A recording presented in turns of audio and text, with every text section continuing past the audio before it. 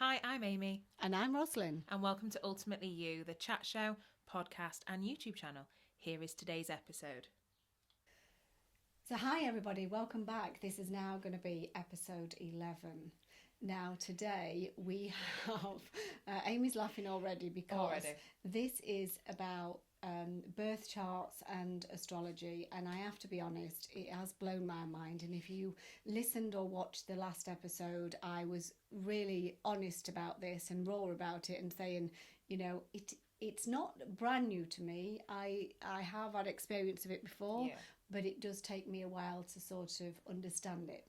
So what we've decided today is document. We've got a document, guys. We're going to go on the basics now. Amy, I've took her several steps back and said, right, this is one of the free charts that was done for me. Yeah. And I started to read it. I felt extremely overwhelmed by it and didn't quite get it. So we thought that if anybody was going to do the same thing, then some insight off of Amy today would probably be helpful on understanding it for yourself, because I just switched it on, looked at all the words and looked at these planets and thought, not a chance.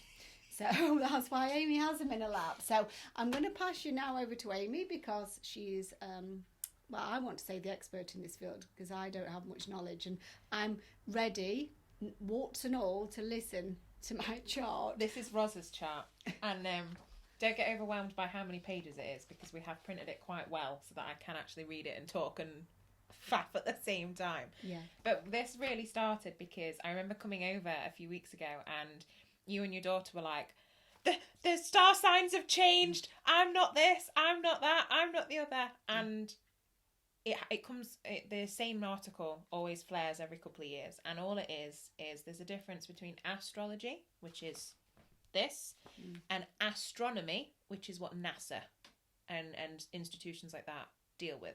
So technically, yes, NASA is correct. There are 13 constellations, but the Zodiac is 12. So you've not changed signs. Nobody's changed signs. Nobody is really something else. You are 100% where you are, and Albert Einstein believed in this. So if it's good enough for him, I'm taking, Wow, I didn't know that. Did you not? No, I saw it. It might not be correct. I saw it on a fact-finding thing a few weeks ago on an article. But yeah, so you are still a Taurus. Do not worry. Okay. You are 100% there. Nothing has changed. Well, I might wish that it had changed by the time you finished with me today. No, so, honestly. But yeah, I'm excited to understand it a little bit more. And of course, it's not just understanding this and the way that it's worded, etc. It's enabling me to understand myself on a deeper level. And then I think there's that acceptance that comes with it, of knowing more about, because if you know something, you deal with it, and that's the thing. Yeah, and it's brilliant, and I love it because, for me, and as I've said before on previous episodes, I love that my sun sign is Cancer, but I'm not a typical Cancer in many ways, that I deal with things and I do things, and a lot of my friends say you can't be, but I am, because that's one element of me. But for me, the horoscopes don't resonate, because we're so much deeper than that. We're so much more than that. So if I, for instance, and we will get onto this, so bear with me a moment, but my ascendant sign, the sign that rose in the east when I was born, is Scorpio. So if I'm actually reading a horoscope, I will read the Cancer and the Scorpio. Oh. Because that's both facets of my personality and the biggest thing. So there are loads of bits to it, and this is a free report, so it's quite wordy. It's brilliant, it's correct as long as you've got your birth time in there. But if you went to an astrologer and got them to work one out for you as a proper service, you would get so much more detail. And I think we touched on that last time. Yeah. I'm sure I mentioned that I had one done for me, and literally by the day it was that accurate, that again blew my mind. And I keep saying this, but it's just to say how open-minded I am. Yeah. And then understanding this and the planetary thing that we keep talking about is like, Yes. She's called me a nerd so many times this morning already. And I love it. It's true. I absolutely love it. And what we'll try and do today is not go too overboard with the depth of it, and just give you an overview. So we're all familiar with sun signs. So literally that is where the sun was in which sign on the day you were born. So you're a Taurus. Yeah. I'm a Cancer. And yeah, you're a May baby, I'm a June baby.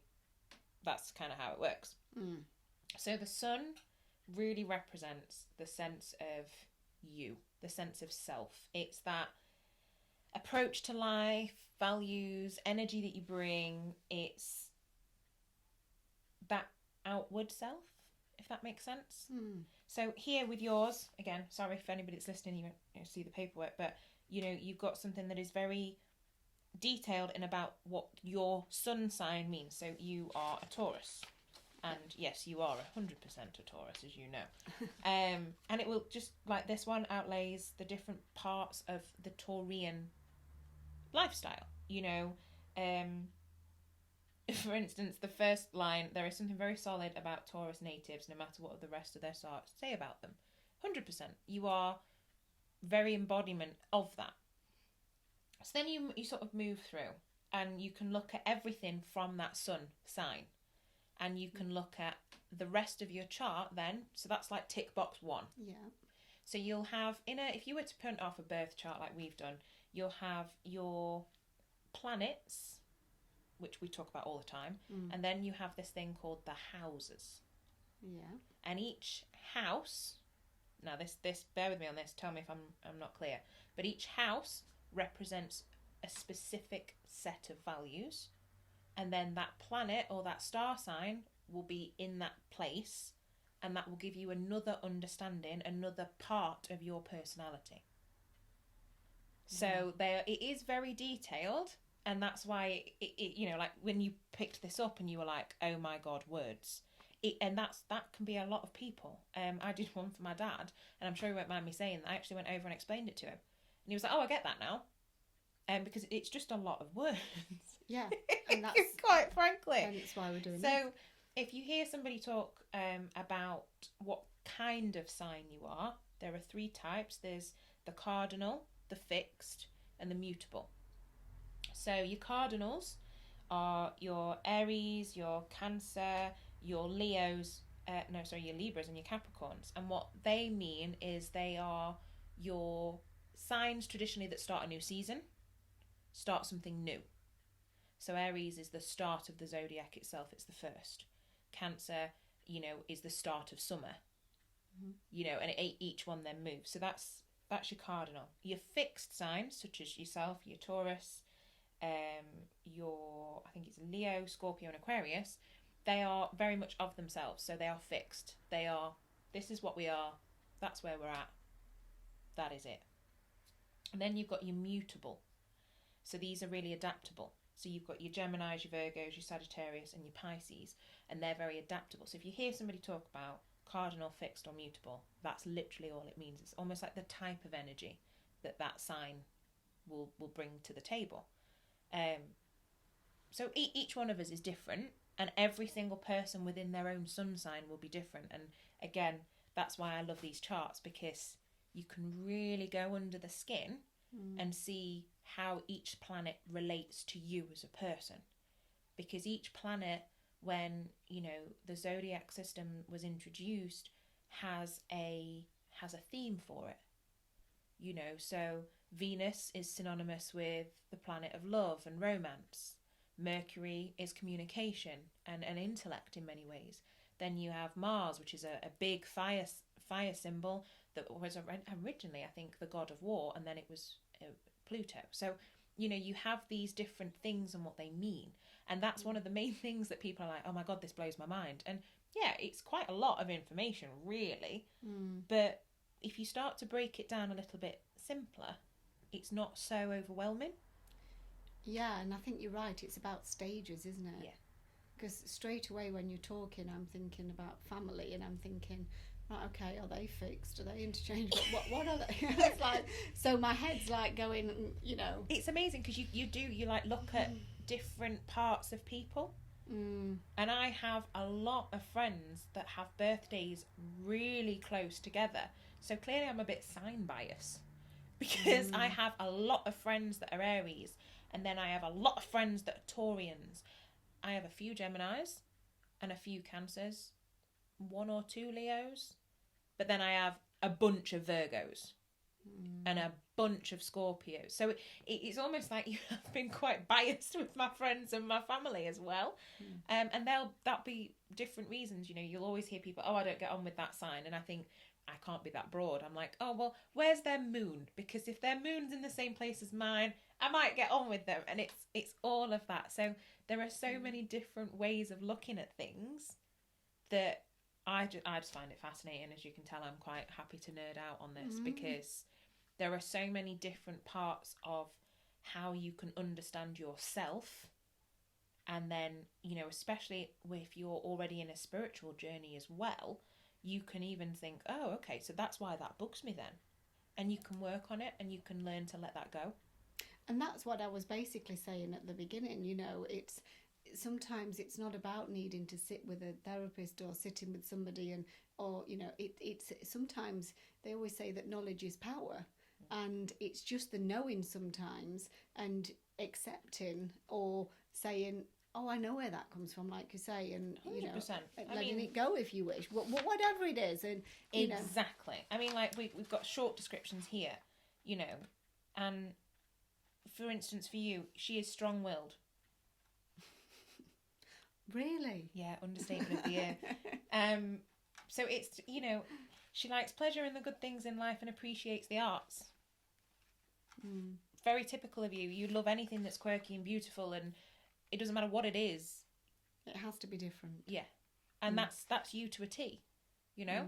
So it's about understanding your strengths and your weaknesses as well. You know, my sun sign's very emotional, Cancer. It's very nurturing and maternal. And I am such a fixer. I want to take the whole world under my wing, but that drains me. I can't do it. But because I know that about me, and I know that's not only in my nature as a person, but in my sun sign, I have to go, hold on a minute, nurture has to start with the self sometimes, and I need a bit of time. And, you know, it's amazing the things that you bring in from those different aspects. So now we've got the 3 types of sign, and we've looked at the sun. The next real big one to look at is your moon. Because the moon for me, I think the moon's, anybody that thinks the moon can't impact you in any way needs to look at the sea. Because if it can be that far away and still impact you, then, you know, the moon's got a big energy. So the moon changes every 2 days-ish in signs. So that's why it's really important to know the time of birth. And if you don't know it to the exact minute, the hour can sometimes be okay. So I know I was born at 17:10 p.m. in the evening, so I can work all of mine out, and we did with yours as well. Didn't we ring your mum? Yeah, and do you know, I forgot now. I'm not sure if it was 2:30 in the morning. I don't know, but I arrived. So, but I'm sorry, I'm not very good at remembering stuff. Because to me, it's not of any importance to me what time I was born. It's really strange, isn't it? Yeah. So I've rang. Whereas I'm always like several times for things like this. What time was I born? I know which hospital I was in. Yeah. Of course I did. But apart from that, no. I love it. I'm the weirdo that will remember if you tell me. I'm like, so what time of day were you born? Anyway, but the moon is about, how do I put this? It's like your inner self, your emotions, your intuition, your emotional nature. It's like how you express yourself as well when you're in your safety net, when you're at home. So my moon's in Taurus, which also can mean that I'm horrendously stubborn and, fixed and very, that's my destination, move out of my way kind of mentality. And I'm sure my mother would be like, because, yeah. So yours is in Cancer. So the moon rules the sign of Cancer. So your moon is at home, if you will, in that sign. So Likeable and sociable, very sensitive to environmental conditions and surrounding. She likes the home, comfort, and her own little world. Accurate.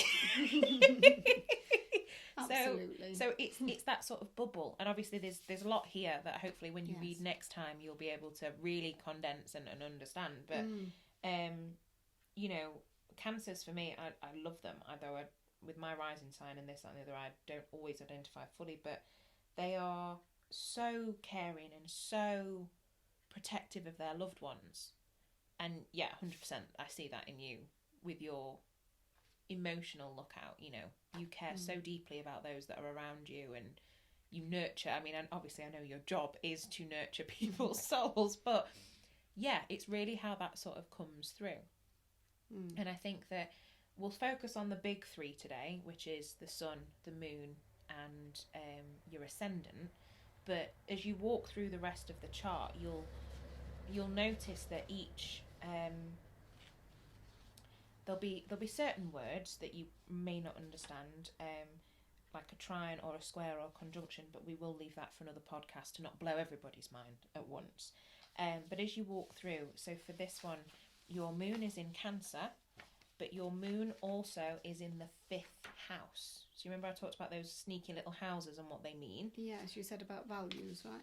Yeah, so it's she likes pleasures and distractions of all sorts. The emotional life is rich. She loves children, but will be self-taught in a lot of her areas of life. Well, how many times have we said before, Ros absolutely loves anything that's personally developing. Any new course, yeah, and that's very typical of somebody with this placement.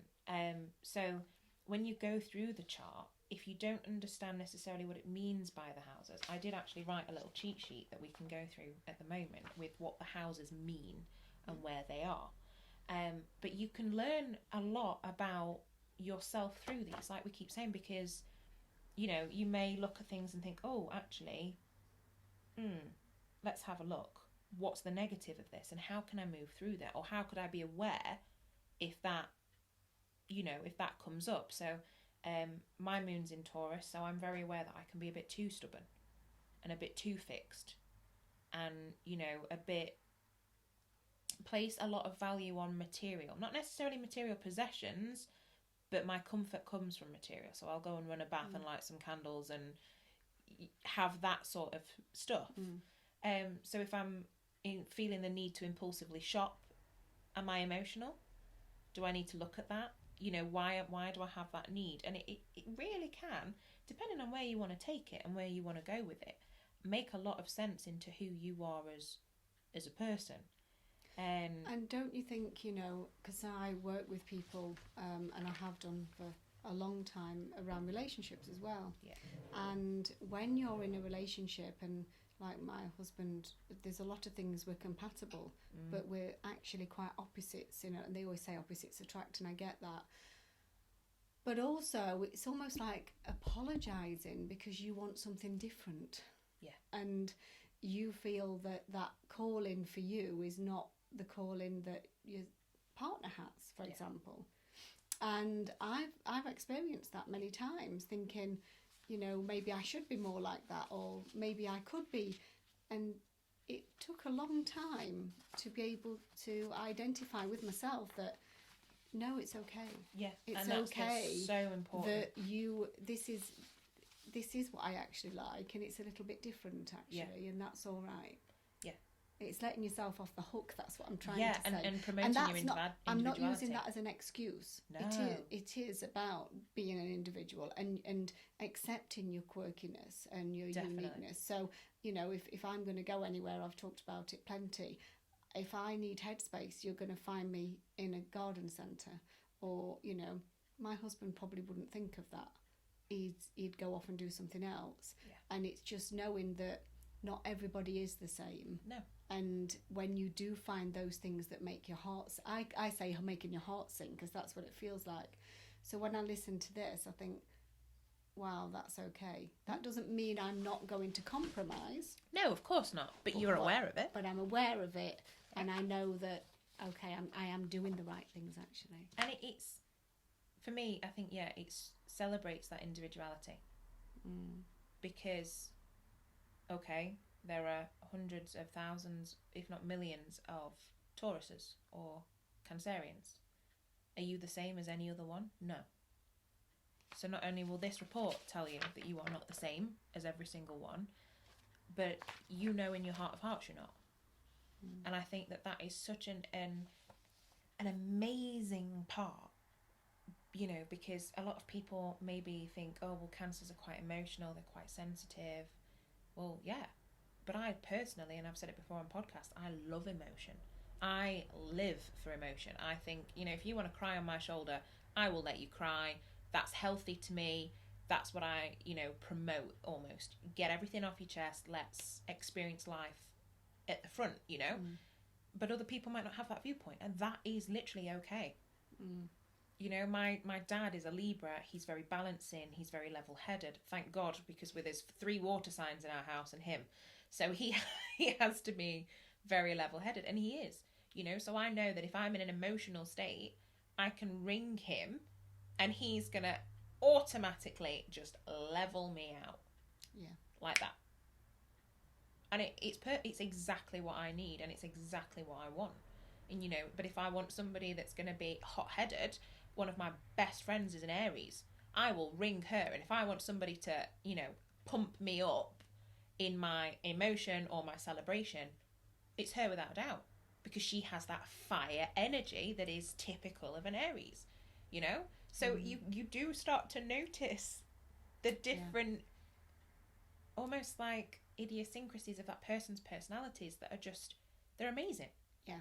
You know, and you can learn from that in so many ways on, you know, how to almost talk to that person as well.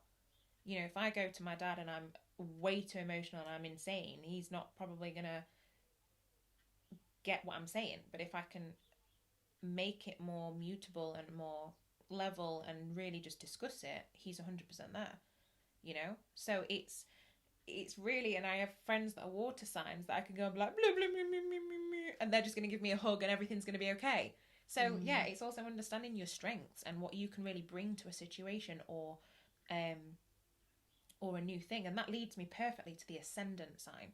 So the ascendant's the last sort of the big 3, and that is literally just where that other sign was rising in the east. So it's like the opposite. And the ascendant sign is where those pesky houses are then calculated from as well. So for me, my ascendant's Scorpio. It's very intense, very passionate, the sting in the tail, you know, so I'm very careful when I'm in an argument not to be too vindictive or callous or emotional, because that's typical, so I have to rein it back in and think logically. So there are loads of different parts, but the ascendant is a big part. Yours is Aquarius, so that means that for the rest of your birth chart, Aquarius will start with your houses. Okay. So and I did create this little cheat sheet, which is why Rosalind was calling me a nerd before we came, because I scribbled away. Because your ascendant starts your houses, and the ascendant will be a big part of your personality, because your ascendant is almost like how you come across to others, how you are perceived. And I'm going to double check that yours is definitely Aquarius, because I may have made that up, but it's like, it's how you project yourself into the world. And for me, I love Aquariuses because they're like team players. They're like the worldwide cheerleader for me, and that is 100% you. Like, you are just the biggest supporter of anybody. Even if you don't get it, you're just like, yeah, off you go. You do you. Great, thanks. You know, even with this, you're like, yeah, I have no idea. I'm just going to let you run the show because it's great. And I think that that's such a big part. And if you can understand what that sign means for you as well, you bring it in, and you can understand how others may perceive you, or how you may come across. So Scorpio is a very intense energy. The ruling planet of Scorpio is the planet of war, which is Pluto. And I think if anybody's seen me in a negative temper, that's probably not that wrong. And you can understand just different parts of who you are. And I think when you look then through the houses, because they're quite intricate and they're quite confusing. A lot of people, for me, come in and they're like, Amy, can you please explain these houses? But all they are is, it's like a relationship between the planet energy and the zodiac energy. Okay. So it's like the bond of them both.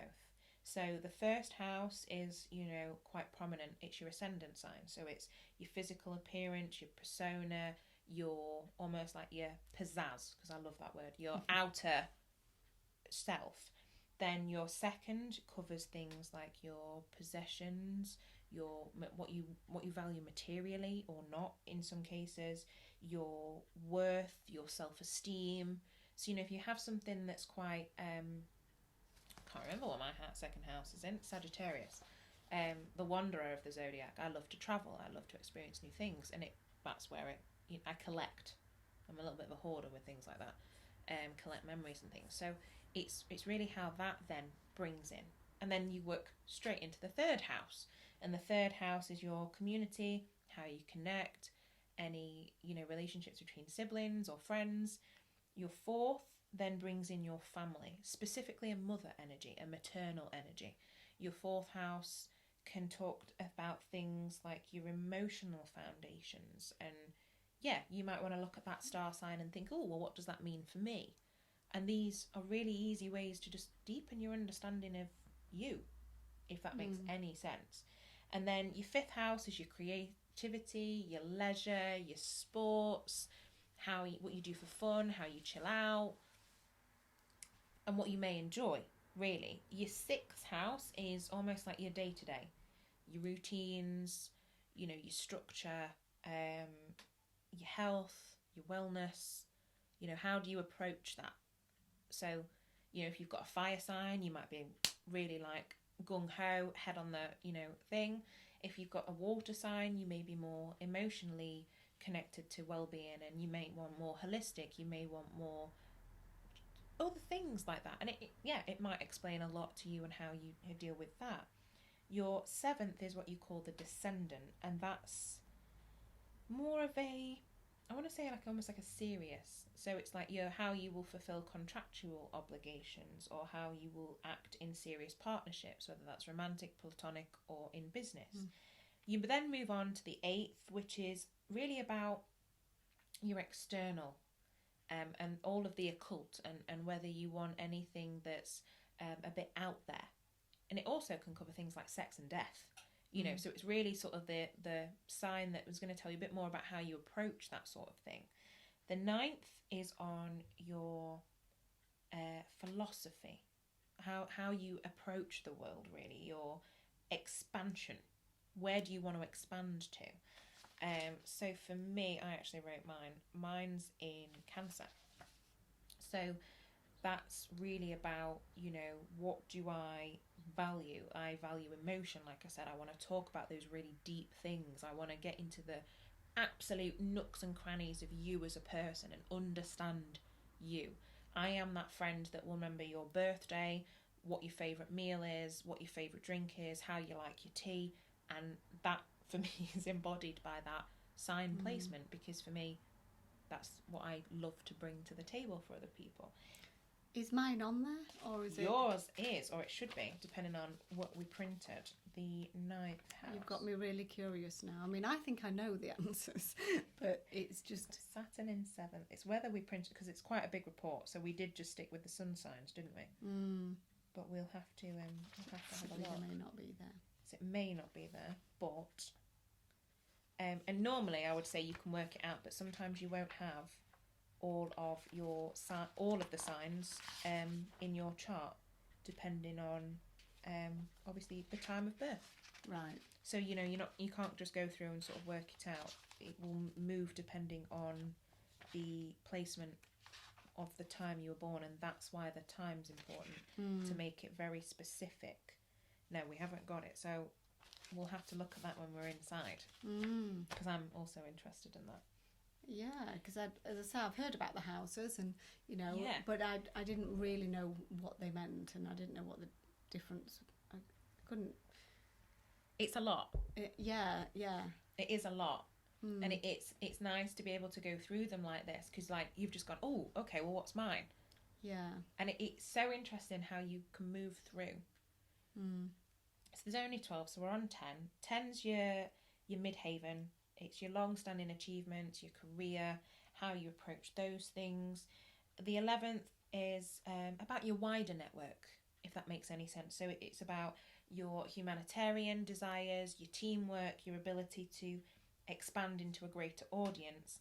And then your 12th really is about the unconscious, the unseen, your inner self. And obviously, depending on where that is, you can get a lot of information from that. So that's a really, really quick run through, because I don't want to blow everybody's mind from the get-go. No, because you're looking at me like, oh my God. Well, the thing is, I'm curious about the other things now, and you're talking to me, and I'm thinking, so I behave like this, and this is what I do, and this is how I. And so when you've read bits back to me, and one thing that you can either relate instantly or not, you just know that that's, you're not half-hearted about it. It's like a definite yes. That's how I feel about it. It either resonates or it doesn't. Yeah. And I am so into it, but obviously not in a way that you are. And it does help me to understand me on a deeper level. Weird. And we do all the healing and we change things and we do all the personal development, but things like this, I just want to say, is acceptance.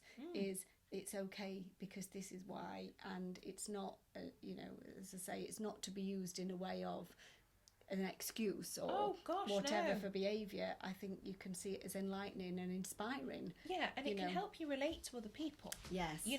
Like I said, I'm a big believer in emotions. I absolutely want to get into the crux of everything. Yeah. I have friends that will not talk to me emotionally whatsoever. And if I want to know what's going on in their life, or I want to help them, specifically my Aries friends, I've got quite a few, I have to allow them the space to come and talk to me. I have to give them their independence and say, I'm here for you, reach out if you need me, and then they will. But if I went in there like I would with one of my Piscean friends and I was like, oh my God, are you okay? Do you want a hug? They'd be like, oh my God, get off me. So you can understand as well how to relate to other people a little bit more. Yeah. And maybe what their needs or their communication needs are.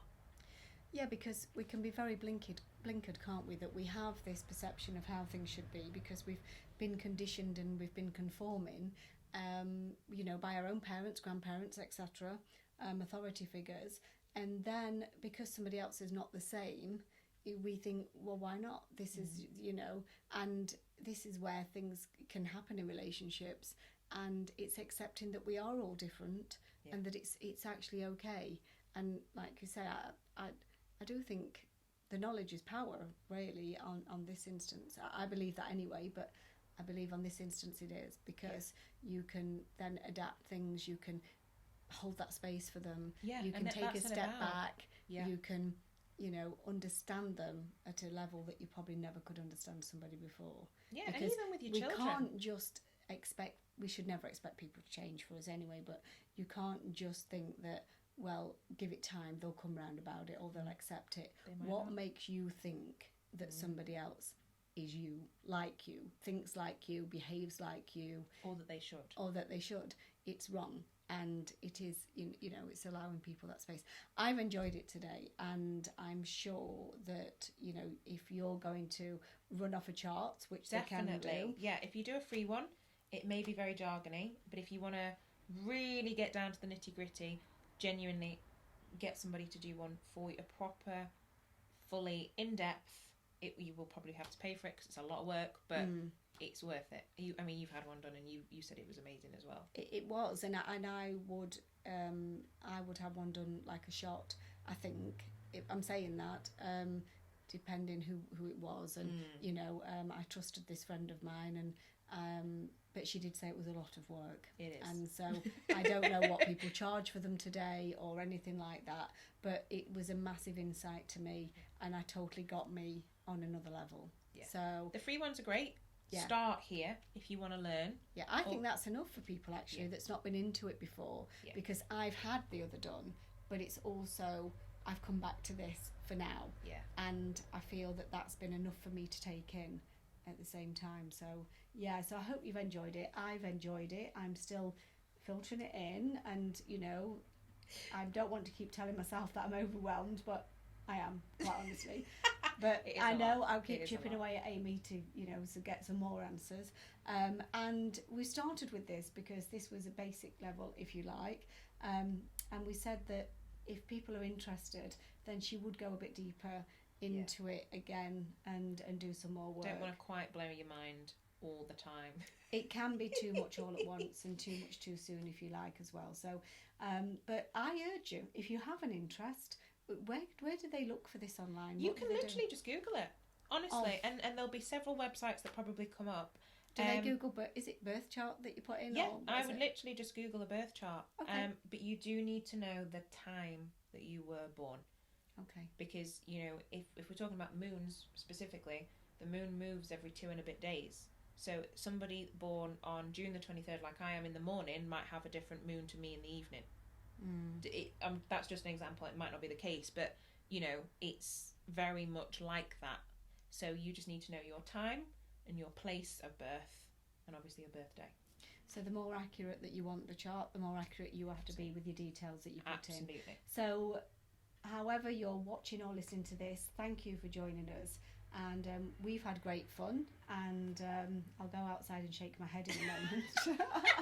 But no, she probably will. No, on a serious note, I've loved it and I've enjoyed it, and thank you, Amy, for explaining it a little bit more, because it really does help.